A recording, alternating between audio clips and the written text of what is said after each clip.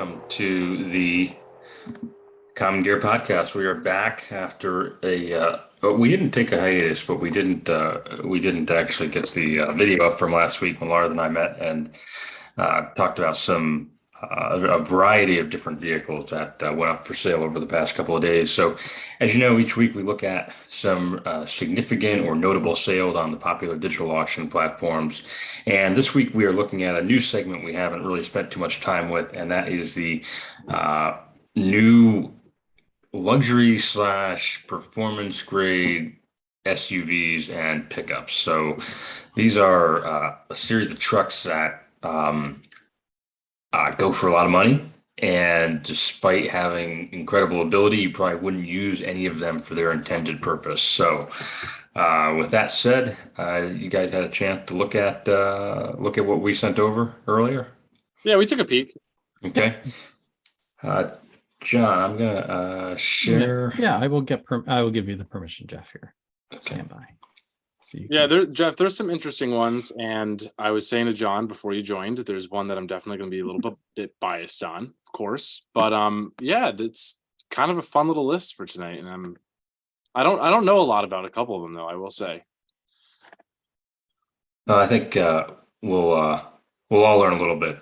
Of course. With some of these, because there's certainly ones that were new to me as well. So the first up in this list of unusual / exotic sports utility vehicles is the 2021 Rolls-Royce Cullinan Black Badge. So like everything from the Rolls-Royce Bentley family, this is an exercise in extremes. It's extremely expensive. It's over the top in terms of equipment level, with a massive V12 twin turbocharged paired to an 8-speed automatic, all-wheel drive, self-leveling suspension, and of course, all of the requisite luxury features that go along with anything from the likes of Rolls-Royce and Bentley. And I have to say, what's somewhat enjoyable about this in terms of its excesses is, for a few years there, and I think I have this correct, let me step back. As an example, when Volkswagen began getting into the luxury vehicle game, right?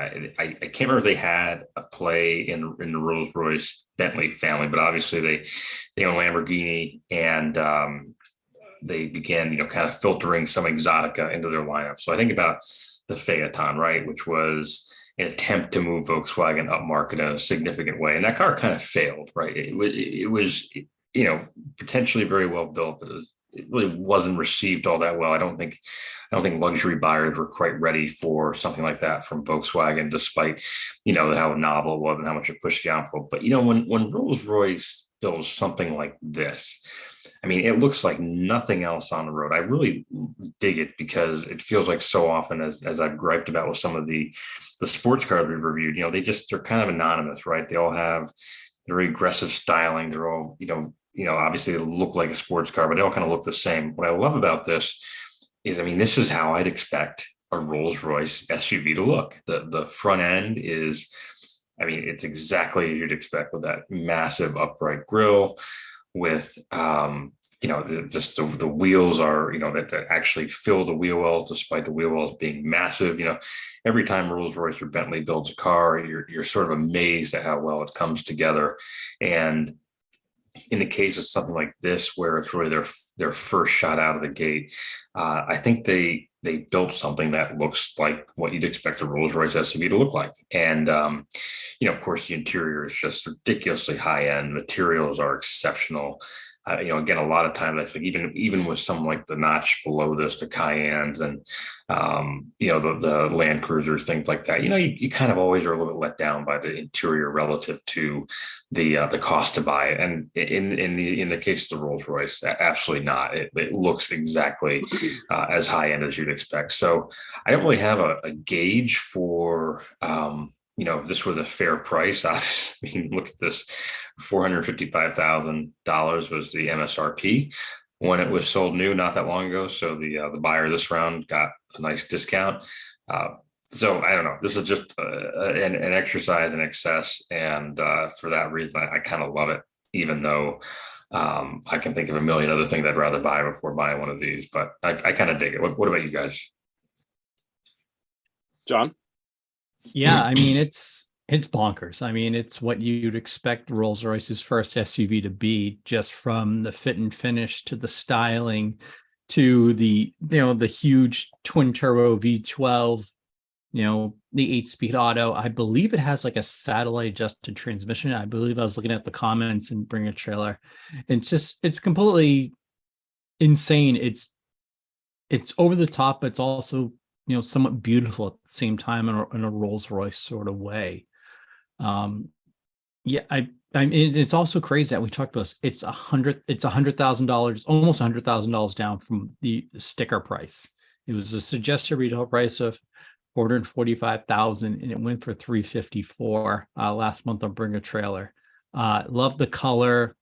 Yeah. It's just amazing. And one of my themes recently over the past few weeks has been the buyers. I'm sorry, the people who are buying these vehicles. This guy, whoever he is, has an amazing set of purchases. He bought that 911 slot car raceway that was posted on Bring a Trailer. He's bought in magazine collections. He's bought in, a wide variety of really unique stuff, from GT3 cars to, G500 cabriolets and Ferraris and all that. So this is someone that really appreciates high-end, high quality stuff. And to get this car at this price is, for lack of a better term, a really good buy. These cars are going to hold their value. I mean, you always see Rolls-Royce vehicles of such a high caliber remaining at a fairly high price. So, kudos to the buyer on this one. Yeah, no, I'm with you. I'm sorry, I'm just looking at so he's gotten, wow. He's got some cool stuff. I had never seen this one. Oh, that's bonkers. Yeah, wow. That's very interesting. Yeah, so he's wow, look at that, huh? That's amazing. Absolutely amazing. Lars, I'm sorry, I didn't mean to. No, I'm looking at it too. That's 200 grand on that thing. That's awesome. It's like he's building out his garage. You got a Bronco Raptor, awesome. Yeah, I like his taste. I mean, he is buying really interesting Look stuff. at that. He's got the go-kart. Look at all this cool stuff. Oh, he's the one who got that 320 E21 for 75 grand. Jesus. I remember looking at that. That thing is mint, though. That thing is absolutely mint. He's got some good ones. Oh, an M3. Let's go. This is our guy, Jeff. Yeah, I know. We can hang out with this is based off of, this is like the Common Gear podcast, like dream guest. Wait, scroll back up. Did he get that rough? Yep. Okay, so that's the best 911 you can pretty much buy. Oh my God, that is the best thing you could probably buy. Yep. What? All right, so this guy's cool. We're spending a lot of time on it. We could even edit this out, but this guy is really cool. For so even this, I mean, this is like a dream car of mine. The manual transmission R129. I mean, this, holy cow! All right, yeah, this guy is cranked. I can't believe he has that 911. We could spend an hour just on what he's bought. Quite honestly, yes, but the Rolls is that's a collector's piece. It's the first of it. It's the first of its kind. It's such a high. It's like a high quality timepiece. That's the best way to describe that vehicle. Yeah, no, I think that thing's awesome. Just going back to the Rolls Royce real quick. I mean, we saw this guy's collection. He's got great taste. The thing about these vehicles is you roll up in one of these, there's serious road presence. You're kind of buying it for that status of luxury and wealth. It's not even a vehicle that rich people buy. This is a vehicle wealthy people buy. Right. One thing that you guys both commented on that I want to kind of touch on. These past couple of years, we've seen some really crazy things happen with the market and the prices of these vehicles. They've came down. The COVID pricing has kind of died. I think there's still some resonance left, and things are still a little overpriced. But 23 model years out now, 2 years, this thing lost 100K. I mean, what is that? At 20% of its value, right? Mhm. So I think in that respect, it's a pretty good buy. And Jeff, you were kind of saying, it's way better than a Cayenne or a Land Cruiser or whatever. This thing, in my opinion, is far superior. I mean, the suspension technology they have and the thicker glass and the more sound deadening and the premium cuts of leather and, all the glass coated shifter and all the buttons. I think there's really something to be said for that. And the price obviously reflects it, but sick vehicle. Probably one of the, I'd take this over like a Urus, Lamborghini Urus or an RSQ8. Yeah, Absolutely. Really, really, really top tier SUV. And last comment, when you go with these really bespoke vehicles, the specs are always nuts. I love that black trim around the all the windows with the matching forest green leather interior. I mean, look at that. Yeah, that's a beautiful vehicle. So yeah, I like it. Stunning. And I'm sure it is pin drop quiet in there when you're cruising at 70, total silence. Yeah, it's and it's amazing too. Like we often talk about when we see vehicles sell for like a shockingly high price, there's sometimes there's sort of an amazement there that a vehicle could appreciate that much, even at such a high level. This is amazing to see the reverse happen, right? Where, again, like we've seen some of the 911s where we're just shocked at how like they never dropped. They went from being expensive to being uber expensive. This is amazing to me to see something like this that loses so much value despite still being. I mean, look at this headliner. Look at the headliner. The star roof. Jeff, so I want to say what I know we're spending a lot of time on this car. One thing I just want to throw in, what I was saying earlier about you're not a rich person if you buy this car, you're wealthy. And I almost feel like with something like this, it comes down to the fact where the guy who's buying this, does he really care about saving $100,000? No, he wants to spec it out with everything exactly to his spec. I don't know. It's kind of like it's like the guy buying this doesn't really care if it's used. He just wants the new one with all his options and whatnot. Yeah, it's like this is the one he wanted. Exactly, the spec he wanted. Yeah. And he doesn't care if he wouldn't care if it lost 3/4 of its value the next day. Oh yeah, it wouldn't matter. Yeah. All right. Very cool. Very cool. Great buy for the buyer on this one. All right. Next up is a 2021 Land Rover Defender 90. So this, as we all know, Land Rover brought back the Defender nameplate. And for the most part, when you see these around, there are the 4-door variety on sort of the mundane wheel and tire package, just a total suburban mall crawler, typical refresh of an iconic nameplate these days. You just see it delivered in such a depressing spec, and the people driving it are so jacked because they got something with a cool name, but they don't even know the half of what it could be if they actually bought one that was like the genuine article. So this caught my eye because I obviously knew they were offering the new Defender in 2-door form, but I've really not seen any of them. Like I don't know if this was something impacted by supply chain or if they've just been wildly unpopular, but I mean, this was actually what I thought was pretty awesome, that Land Rover actually built the short wheelbase model again. And this is I think I've seen one of these in the flesh, and so when I saw this, it caught my eye, and I thought this was actually I think this is a really smart buy for a SUV that is going to, again, probably not see a huge drop in value over the long term. So, I just was curious what it sold for. I wanted to get a close look at that window sticker when I can, but I think it's from what I can see here, it looks like it's I can't wait till I'll have to go back to the gallery. I see 66, but 66. That's okay. So 66. This is that's what my thought was too. And I looked at it, Laura. That it was 66K. So this has 3,000 miles on it. Very mild discount, and I think this is a kind of a canary in a coal mine type situation where these are not going to lose value.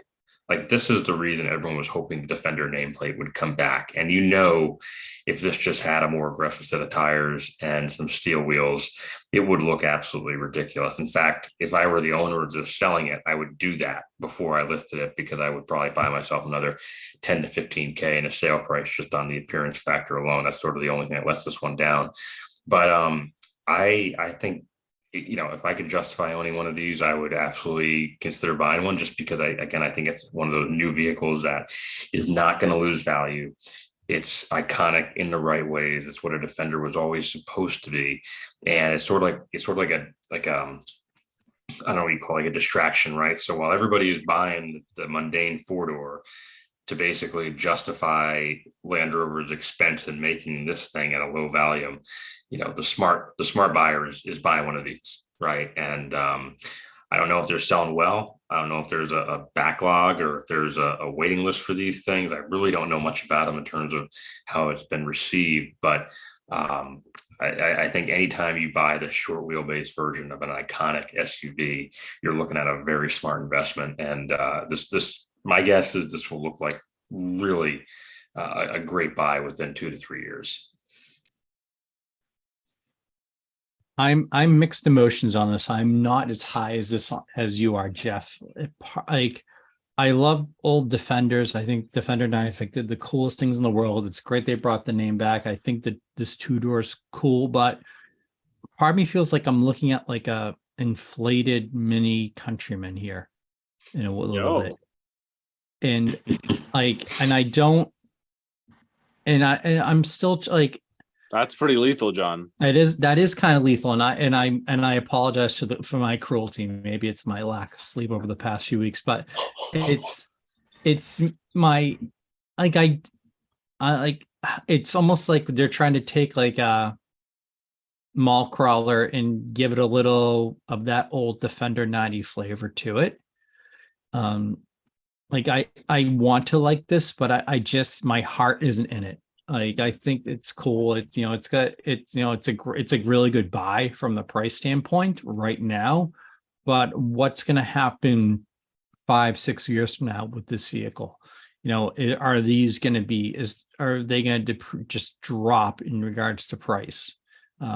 Because, you know, we saw this with like old Discoveries, for example. You know, they flooded the market essentially, and they became, you know, somewhat dirt cheap. I'm not in love with it, Jeff. I'm really sorry. And if you boot me off the podcast for this, I understand. It's just, I just can't get behind it.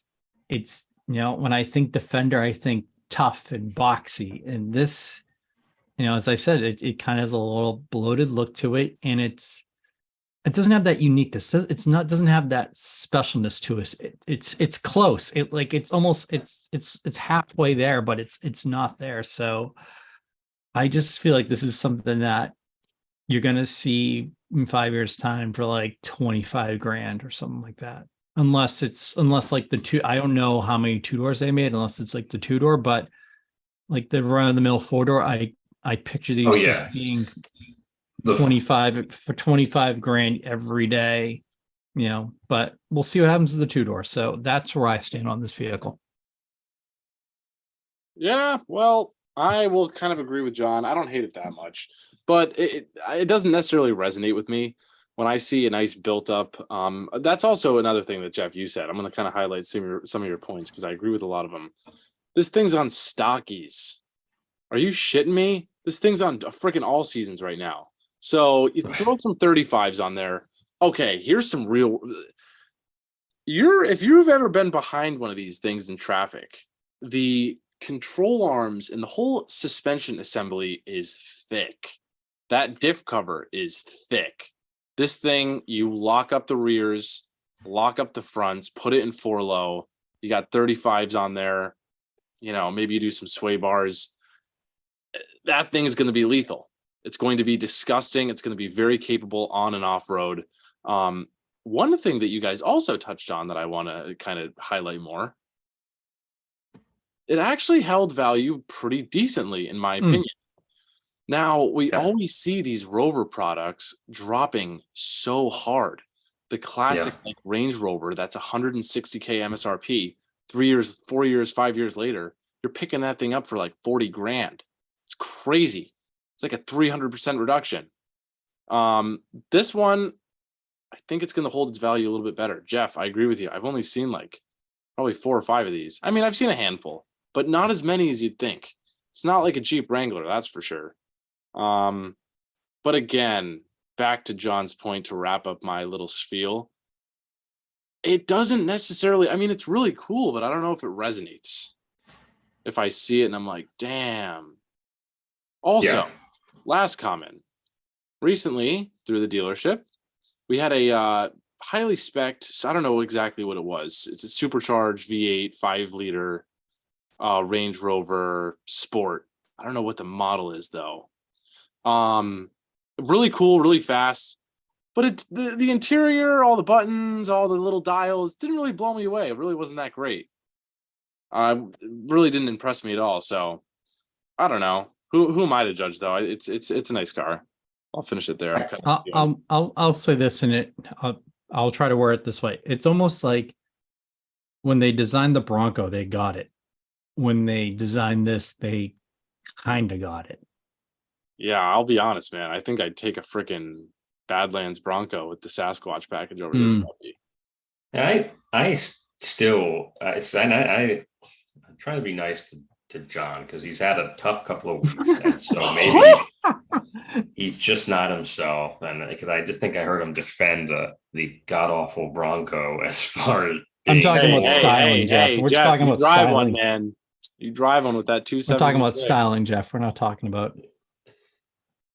Well, even that being said, this does not evoke the original Defender. I totally get it. But what I love about this thing is look at that back. Look how it's almost a straight line. That back end is like almost a completely straight line. Yeah, that's which true. means the straight roof, which is like a classic. Like the Defender was, a box on wheels. And so I agree. Most of the Land Rover, Range Rover lineup is like clickbait trash, right? It is something someone goes in and pays way too much for, not because they're like the Rolls Royce Cullinan buyer who's just so much money they don't care about. No, that's not the kind of buyer. It's someone who wants to look wealthy and is actually going to lose their shirt in a pretty big way when the depreciation hits that, and they don't have the means to recover. They're going to roll in another car payment.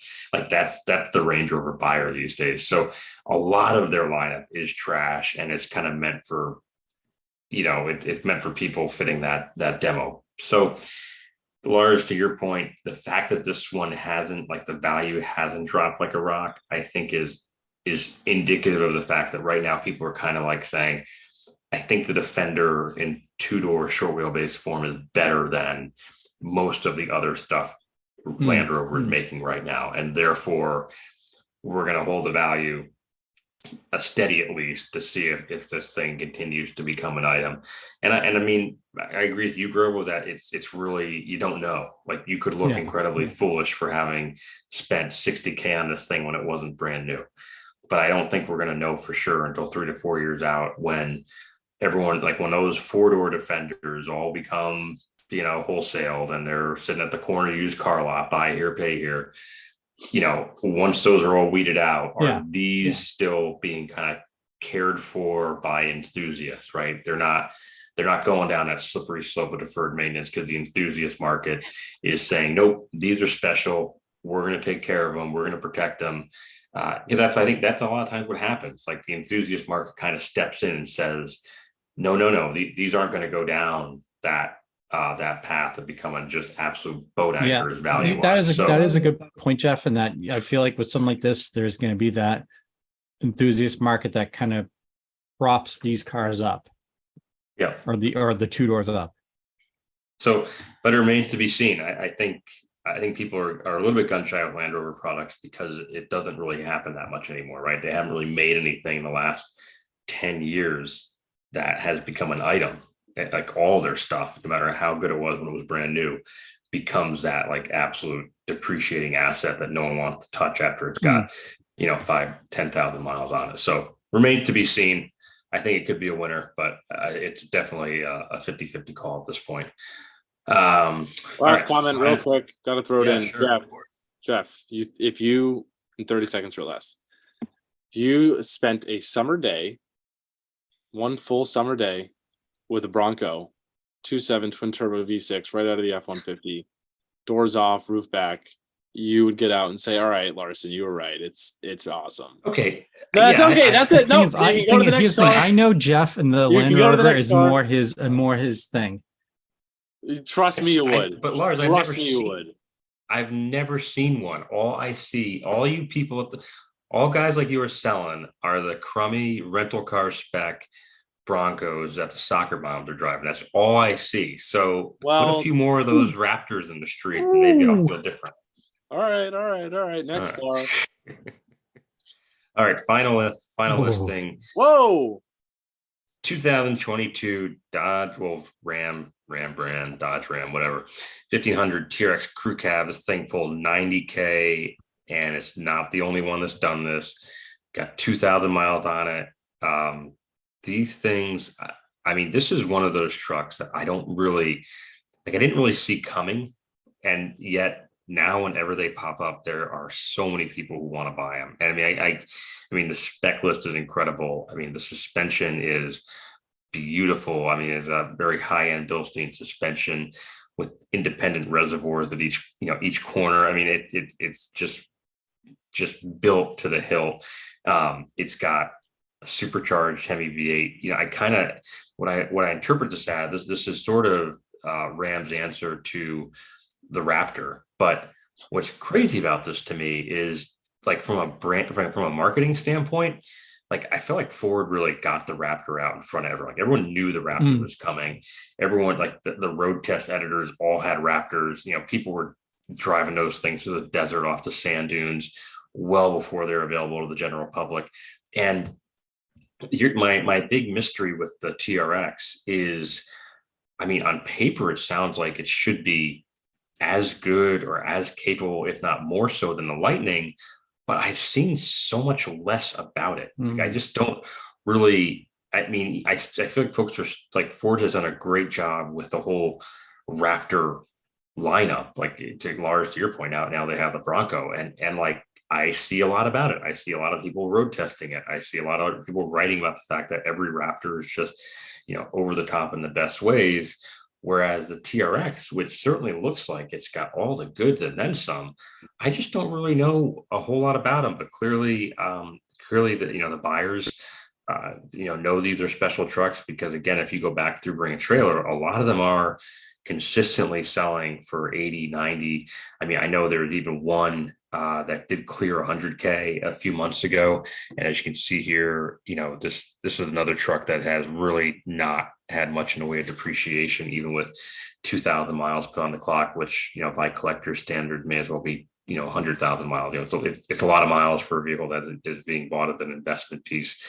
So, I mean, I'm a big fan of high performance pickup trucks. It's one of those things, though, where I kind of have very little doubt that the Raptor is going to be a collector's item, 10, 20, 30 years from now. It's only going to grow up in value. But the TRX, I don't really know yet if people will be seeking these out in 20 years. Certainly the spec sheet would say yes, but I don't know if these have a huge following right now. Do you guys know anything more about these than I do? Yes. John, go ahead. Yeah, I know you. I was just going to say, Lars, you want me to go first? Because I know you're loaded for bear on this one. Jeff, I think you have. Yeah, I think you have some really good points in that. If you're comparing this to the Raptor, a Raptor. If you see a Raptor, a Raptor. Whereas if you look at this, you're like, is this just a 1500, with a lift kit on it and a custom exhaust? Right. Kudos to Ford for making the Raptor special. Dodge has not done a great job of kind of making their unique products stand out and say these are special. We've seen all these different, even with like something like the Hellcat Chargers and Challengers, like, they're there, but they don't heavily promote it. this is a bonkers truck, and this is a boss man's truck. This is the boss's truck. I wonder if it didn't have that supercharged V8 Hemi, would the price be this high, or the value of these trucks kind of stay? I think it's the motor that makes this truck. It's got some really cool features. It's got some really nice add-ons, like the method wheels, the Willwood brakes, the exhaust system. But I think it's all about the motor in this one. And I'm wondering what's going to happen to these, like, down the road, price wise. Are they going to drop? Are they going to kind of stay in this kind of almost stratosphere? But I think if you're buying a Ram 1500 TRX, you're buying it for the Hemi motor. I think that's all there is to it. I think that's kind of the primary focus. And now I'm going to turn to Lars, because I've been dying to hear what he has to say on this.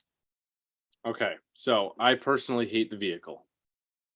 I hate the vehicle. Do you know why? Because, Jeff, you know that the Raptor's a thing. It's a thing in the United States. It's a huge thing. The F-150, the best-selling vehicle in the United States, 48 years in a row. Cheers, right? The Raptor's a big deal. And then even in other countries, they have the Ranger Raptor. They have the mini version. Yeah. They can't have the big boys like we can. But even in other countries, they have the Ranger Raptor. And it's like it was doing so well, and it still is. These things taking a premium, the Raptors. And Dodge said, well, let's do our version. We'll slap a Hellcat engine in. They slapped a Hellcat engine in the Charger. They slapped it in the Durango. They slapped it in the Grand Cherokee. And then they slapped it in this and put some good build scenes on there. It's a really cool truck. But to be honest, I'm just not as much of a fan as I am the Raptor. I feel like it has a lot more character. And to be honest, also, I keep saying to be honest, but I really am being quite truthful. Well, you lie a lot, so it's good that you say exactly. I have to preface it. I do have to preface it. I just think it's kind of trying to chase what the Raptor is, and it's not really quite there for me. I did ride in one. And it's quick, but it's not as fast as you'd think it would be. And that's kind of like, John, you were saying, you're buying this for the engine, but what if it's not actually, that fast? At that point, you might as well buy, a Hellcat Challenger or Charger. And then, the price, these things are sitting around $100,000. Keep in mind, the Raptor has a V6, a turbo V6. Those sell around 90 to 100, depending on the spec, brand new. And, they came out with the Raptor R, which is kind of to match this one and make sure they're not left in the water, with the supercharged V8 from the Shelby GT500. And those new are selling more like 140, 150. Really? That critter that I sold, the antimatter blue Raptor R, 151 on that bad boy. So wow. It's let's put it this way, the V6 version of the Raptor sells for around what this does, maybe $5-10 less. If you want the equivalent supercharged version, the TRX, you're spending an extra 50-60K, and they're selling. So right, you don't have to take it from me, take it from that goddamn market. Right. And that's what I got to say about that. I also think that if you're buying a Raptor, you're buying it because it's the coolest truck of on the planet. It's sick, guys. If you're buying this, it's because you're a Mopar enthusiast. Right. Yeah. That's a great point. In its own respect, this thing's sick. I mean, it sounds crazy, it whines, it's really floaty suspension. It's cool. But I'm kind of just biased to the Ford. And I will say, man, like these things are sick. They're unnecessary, but like you could run over a big deer carcass or a curb even 50-60 miles an hour. Oh, you guys feel something? No. I mean, there's a luxury to be able to drive through the worst roads in your state and not really feel it. Yeah. And just be unbothered. But I think the thing, both of you made great points, and I agree with both of you. But John, what you just said, to Lars within this business, right? People want a Raptor regardless of who makes it, I think, more so, right? Mm-hmm. Because they're just like, it's the Raptor, it's the ultimate spec, it's the original, whatever. Whereas one of these you're buying just because you happen to be a Dodge guy and you know that they, if it's the fastest Ram product you can buy. There's no legend preceding it. And I really think Mopar, Chrysler Corp, whatever you want to call it, kind of screwed itself a little bit by dropping the Hellcat engine and everything, because it was special when it was in the Challenger, right? That just, it made sense. Like, this is the iconic muscle car. And then they just kind of, they just it became, you get a Hellcat, you get a Hellcat. You know what though, guys? Isn't that kind of cool though, that like all these people that are not, that should not be driving the cars, or there's like 30,000, 40,000 people that shouldn't have a 700 horsepower car, and now they have them because they made so many of them. They were kind of cheap. Yeah, no, it's nuts. I mean, they're played out. They're very played out. I'm over them. Hellcats, I'm totally over them. 3 years ago was the coolest shit ever. Now it's like, all right. Yeah, and even when and they've kind of been playing catch up to Ford, I feel like, over and over and over again. Like, I mean, the Mustang has been, the specs you can get on that were mind blowing.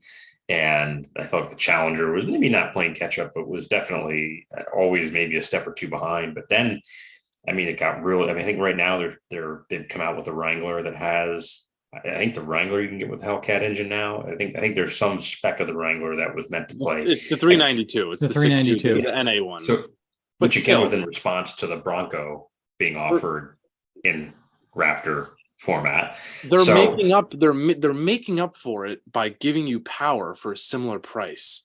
When Ford releases a supercharged 700 horsepower car, it's a big freaking deal. Like the Raptor R, huge deal. GT 500, huge deal. They're just like, let's make a car that's not so great. It's a big to do. You get 700 horsepower out of the box for 60 grand, and you get a 60,000 mile warranty, and it sells. But it's not special at all. I agree. No, and not the way a GT 500 is. It's always kind of reactionary. Exactly. Yeah. And this goes back to my point. We're looking at this photo right now. What separates this than a regular 1500 with a lift kit and big method wheels on? Yeah, and cool shocks. Yeah, exactly. Yep. Which you don't even see. Whereas, so I feel like from a collectability standpoint, in 10 years, no one's going to care about these. It's just not going to be. It's a Mopar niche product. Hell yeah, Jeff. For See, Jeff's a Ford niche guy. Deep down. Listen, I liked. The Dodge of the 90s was my domestic product brand. Right now, though, I think Ford is walking away from the other, of the big three, the other big two. It's just, I don't even think it's close. In a year, they're going to be the only one left with a muscle car. Yeah. Right. And I think that's honestly a commentary on the fact they've remained profitable enough in other arenas to justify continuing to make that car and making it good enough that there's always a waiting list for it. I think you have to. It's actually a really good point, huh? Yeah, I think Dodge just announced they made like the final edition of the Challenger with an internal combustion engine, which again was it's got 1,000 horsepower. It's absolutely nuts. They just keep tuning that thing. Yeah, but you know what? Good riddance. Good riddance. Good riddance for bad rubbish. I'll take that back. I think this is. I don't think this is smart money. If it were me, I think this. This is going to look like kind of a bad. I can't think of a better word, but I just don't think this was a smart purchase. Yeah. It's not going to hold up. Definitely not when it goes on to a third owner with 10,000 miles on it. So out of tonight's vehicles, I got to say it's slightly bonkers, but me too. The rolls, all the day rolls long is what gets me going here. I think this thing is just. It's so many things. It's pure excess. It's also beautiful. It's incredibly high quality in terms of construction, and I wouldn't get tired of looking at this. I don't think. Nope.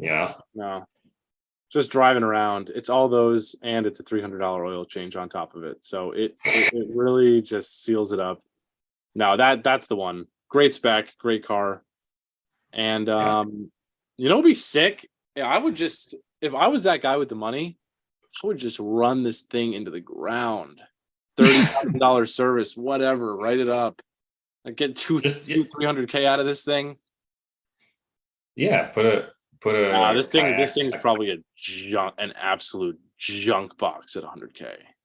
Oh my God. It's probably and that's where it's like, well, a $20,000 Corolla does one thing better, I'll tell you that. Yeah. No, it's like so many things in life. If you're the first one in, great. After that, in this case, the second buyer is probably going to do fine on it. But that is what's so tragic about these vehicles is they become so worthless. And it's just when you see them like this, you're like, man, the thing was so beautiful. How could that happen? But it'll be interesting, now that they're finally in the SUV game, like people restore 50s, 40s Rolls Royces now, as someone in 60, 70 years going to dig one of these out and say, let's restore this Rolls Royce SUV. I don't know if that would be, I can't even imagine the cost of bringing something like this back. I don't even know what's up with that. In any case, the more we talk about that, the more now I don't even like the thing anymore. When does Tyler Hoover do a YouTube whole thread of like him picking up some really cheap version of this that has like a $95,000 repair bill? Well, see, now you're all thinking that two-door Ranger Defender was probably the smart buy. Yeah, wow. Since we just talked about that, I freaking hate this thing now. No, sticking with it.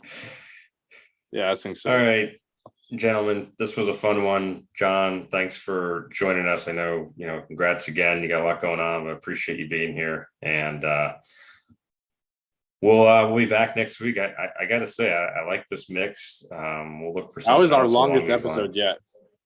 Yeah, this sparked that was almost an hour. Yeah.